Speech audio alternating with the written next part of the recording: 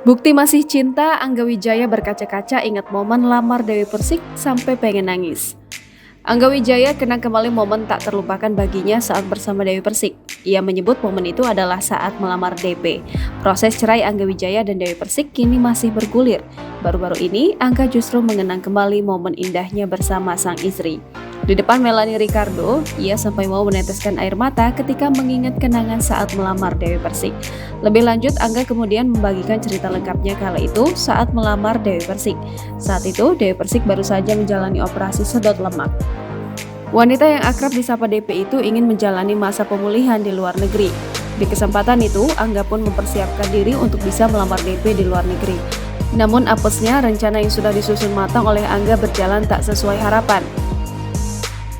Namun saat hari terakhir sebelum kepulangan mereka, Angga pun mengajak DP ke sebuah tempat romantis di Bangkok, Thailand.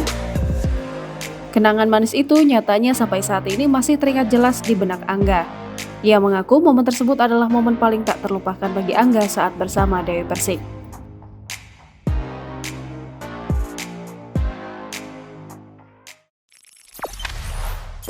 Jangan lupa subscribe, share, komen, dan like ya!